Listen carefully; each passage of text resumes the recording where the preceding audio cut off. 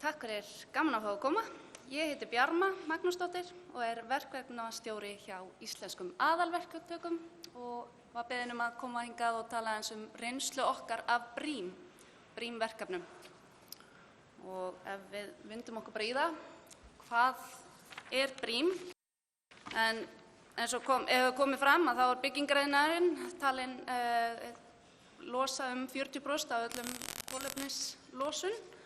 Og við þurfum því heldur betur að taka okkur á í þeim efnum og til þess komið ýmis vistvottunarkerfi eins og BREAM.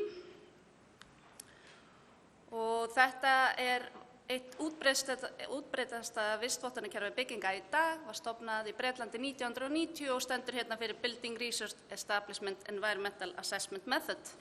Og bara helsti ávinningur að þetta fær hönnuði til að hanna vistvænni byggingar og okkur til að byggja á vistvænni máta og að viðhald og ending byggingar sé líka þá endinga meiri og minni í viðhaldi. Ef við skoðum hérna hver reynsla okkar af BREAM, þá hún tvenns konar við hjá IAVF. Við höfum annars vegar gerðum fangelsi á Hólseyri árið 2012-15 og fengum þar einkunnina Very Good og þarna sjáum við einkunnaskalinn þarna fyrir neðan. Og svo það nýjasta verkefni nýr landspítali við Hringbraut, jarðvinna og lagnir, þar sem við vorum með meðferðarkjarnan og ég mun einblína mína reynslu á því verkefni. Og hérna sjáum við BREAM-flokkana, þeir eru 10 talsins og vægi þeirra þarna fyrir aftan, hvernig einkunn gefin að lokinni framkvæmd.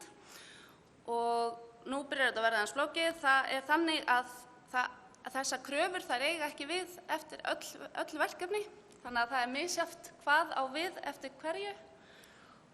Og hérna í jarðvinnuverkefninu okkar að þá áttu þessa 4 kröfur við. Það annars vegar MAN 2, umhverfis-, öryggis- og vinnuverndarmál verktaka á framkvæmdatíma og það fellur undir þarna stjórnun.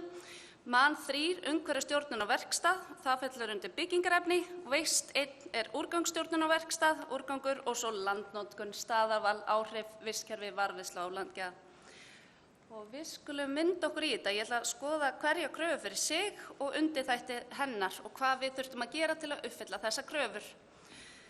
Og ef við byrjum hérna á MAN 2 gátlistanum, þá það viðeigandi og öruggt aðgengi. Þarna þurfti að passa að það væri góð lýsing á göngustígum sem voru í kringum vinnusvæðið. Þeir þurftu að vera aðgengir fyrir alla, hjólastól og hjólreiðandi. Við þurftum að passa til dæmis að snjóruðningstæki Landspítalans geti alltaf rutt göngustígana. Við gerðum þó nokkrar tímabundnar gangbrautir eins og þið sjáið þarna til að gæta öryggið allra Þegar það var sem mest þá vorum við með 12 vinnusvæði í gangi þarna hjá Landspítalanum og göngustígar í kringum þessi vinnusvæði voru stöðugt að breytast og því þurftum við að uppfæra göngulega kort sem við gerðum. Þetta göngulega kort var uppfært við hvert tækifæri þegar göngustígur breyttist. Næsta hérna tillitssemi við nágranna. Hérna sjáum við héldum kynningafund fyrir nágranna. Við upphafi verks, einnig var sent út kynningabréf.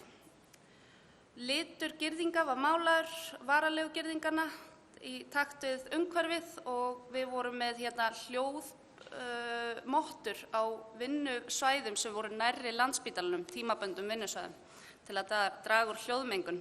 Einnig voru keyptir hérna borar fyrir verkið sem voru með hljóðdempandi kröfum og já, verkefni var mikið í fréttum, til dæmis MBL frétt hérna, lokun gömlu Hringbrautar, þarna fréttin kemur hún fram í nóvember og við lokum í febrúar. Þannig að þetta var svona helsta. Umhverfisvitund. Þá hvað gerðum við til að draga úr losun á vinnutíma? Þá var farið í átak að draga úr lausagöngu véla. Það var átak innan alls IAVF fyrirtækisins. Við gengum svo langt í Landspítalanum að við fengum það leyfi að stökkva upp í bíla og slökkva á þeim ef þeir voru mannlausir. Og þetta tekur tíma að kenna gömlum hundum að sitja og við þurfum að kenna þeim að slökkva á bílunum líka. Við vorum notum AdBlue sem drífur bensín, það voru LED-lýsingar, ljósastöru voru tímastiltir. Við buðum upp á rafmótora á svæðinu þannig að allir undirverktakar gátu tengt sig við þá í staðinn fyrir dísilmótora og svo framvegis í myndu, já. Öryggi og vellíðan á vinnustað, þarna var krafa að við værum með hjólaskýli, værum með búningsaðstöðu, sturtu, þvottavél, reykingaskýli, þarna var upplýsingatafla í matsal þar sem nýjasta áætlun var alltaf uppi, þannig að allir vissu hvað var í gangi. Við vorum einnig með brímtöflu og þar sáu allir úrgang og olíustöðuna á verkinu mánuð fyrir mánuð og fyrir viki var þetta svolítið sameiginlegt verkefni að ná þessum tölum niður.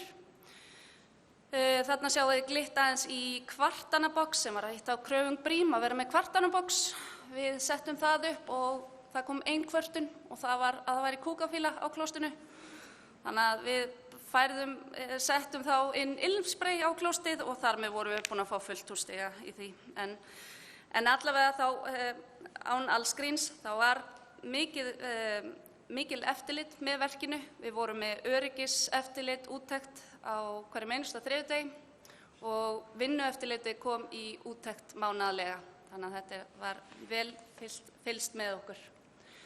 Vindum okkur í næsta, það er MAN 3 gátlisti. Þetta er meira gagnaöflunar gátlisti. Þarna er verið að tala um orkunotkun á vinnusvæði. Við þurftum að skrá niður annars vegar notkun eldsneytis innan vinnusvæðis og þá erum við að tala um alla gröfur, borar, öll tæki sem við vorum með inn á vinnusvæðinu. Þetta gekk nokkuð vel en svo og raforkunotkun það var bara lesið mánaðarlega.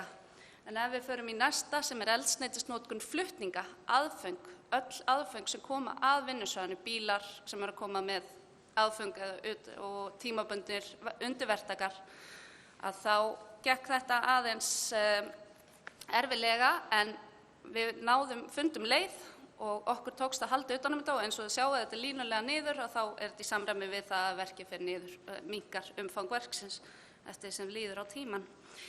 Svo er það vatnsmælir, við lásum af vatnsmæli hvers mánaðar og þurftum að draga úr vatnsnotkun, reyna að draga úr því, það er eitt af stigunum, en mótsögn við það að þá vorum við líka beðin að draga úr rykmengun og við gerum það. Við settum upp þvottastöð Moby Dick og allir vörubílar keyrðu í gegnum hana áður en þeir fóru út á götur borgarinnar, þannig gátum við dregið úr drullu á götunum. Einnig vorum við með hreinsitækni sem keyrði helstu göturnar reglulega eða vikulega. Við vorum með saltdreifara innan vinnusvæðisins og vatnsbíl sem keyrði á eftir honum og þetta var notað til að binda rykið og draga úr rykmengun innan vinnusvæðisins. Þetta reyndist gífurlega vel og sýndi árangur. Og svo vorum við með vatnsbyssu sem við notum þegar heitt var í veðri og við þurftum að úða yfir opin svæði til að draga úr ryki. Já, og einnig verklag til að koma í veg fyrir mengun vatns og jarðvegs. Þá vorum við með lekabúnað á svæðinu. Við vorum með ísökstökskur í öllum bílum ásamt því að allir bílar voru með skoðunarmiða. Olíutankarnir sem þið sjáið, það var krafa að fá byggingarleyfi á þá, eða leyfi frá byggingarfulltrúa fyrir þá. Það tók mig ekki nema 2 mánuði að fá þetta leyfi því að það þekkti enginn til þess að hafa veitt leyfi fyrir olíutanka áður. En þetta hafðist og þetta sýnir það að við erum öll að læra og við erum, reynslan er að koma í þessu. Og annað er að hreinsun steypubíla.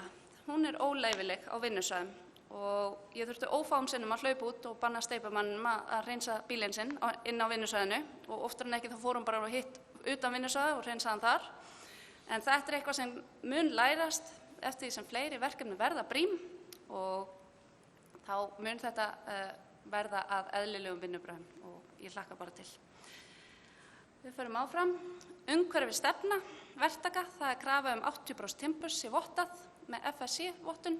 Við náðum því og gaman að segja að að steinull er líka vottuð með eina framleiðslan á landinu sem er EBD-vottuð eftir því sem ég best veit og að sjálfsögðu keyptum við alla steinull þaðan.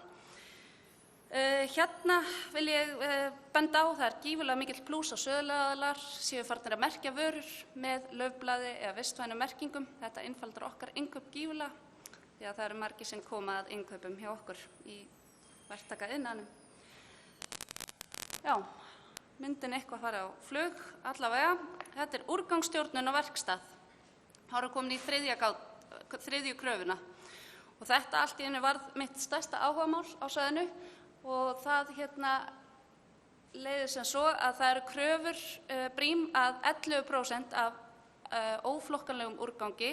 Óflokkanlegur úrgangur þarf að vera 11% af öllum úrgangi vinnusvæðisins. Og það ekkert grín að ná þessu. En hérna sjáum við skífuritið og við endum í 15%. En þarna ég ekki að taka með jarðúrgang sem fór í landfyllingar. Ef ég myndi taka það með þá náðum við þessu vel og meira en það. Því að þessi kaka öll hún verður bara litlu brotabróti. Því að magnið svo mikið. Og það sem við gerðum að það var flokkun innan vinnusvæðis, og svo utanhúsflokkun, innanhúsflokkun og utanhúsflokkun. Og við þurftum, ég fór oftar en ekki oní að skoða hvað væri að lenda oní óflokkanlegu úrgang að almennum úrgang og það sem við eigum ekki til farveg fyrir eins og eru blönduð rör, steinull, plaströr, kveikithræðir, kassar utan dínamít og óhreint umbúðaplast. Og eftir ófá símtöl til okkar aðila sem sinna sorphirðu að þá var mér boðið í heimsókn og ég fekk að sjá starfsemina hjá Íslenska gámafélaginu og Terra og ég mæli með fyrir alla að fara í heimsókn, þeir eru víst bjóða upp á það. Og þetta var alveg ótrúlega áhugavert að sjá hvernig ferlið og hvernig við getum gert sem hagkvæmast að skila okkar vörum til þeirra. Og til dæmis eitt sem kom út af því að þetta allt unnið á færibandi, ekki allt en grænatunnan unnið á færibandi. Þar sem starfsmenn flokka ruslið og ef að ruslapókin svartur þá þarf að stoppa færibandi til að opna pókan og sjá hvað innihaldið Ef pókin glær þá gengur þetta ósmurt bara og fyrir vikið þá innleitum við glærapóka hjá okkur innan IAVF. Annað sem ég vil benda á að umbúðir. Við erum að kaupa vöru en ekki umbúðir og það kostar okkur að henda umbúðum og ég vil gjarnan reyna að draga úr þeim og sérstaklega hjá okkur verktökum sem erum að kaupa svo mikið magn í einu. Og eftir símtal við Steinull og svo fleiri aðila það vilji til samstarfs og vonandi verður það bara að alvöru til seinna í næstu verkum. Þannig að endilega söluaðilar og framleiðendur hafa það í huga. Næsta, endurnýting, það var eitt atriðunum. Við endurnýtum talsvert á svæðinu, þarna sjáum við handrið, tókum þau upp, settum þau upp á nýja staði, hellur tókum upp gaumgæfilega, undirstöðu strætóskýlis, ídráttarrör, ljósastaurar, landfylling fór í Björgun, Kársnes og Laugarnes. Fiskinett utan meðferðarkjarna fenguð frá Vestfjörðum og steinar úr meðferðarkjarnanum verða notaðir við byggingu Alþingishús. Já, og þá landnotkun við fengum bara skýrslu til að taka þetta hratt, þetta síðasti þátturinn, fengum skýrslu hvaða gróður við ættum að vernda á svæðinu og það var þessi greni lundur. Við grófum skurð í kringum hann og settum girðingu og hann stendur enn. Samantekt til að taka þetta saman.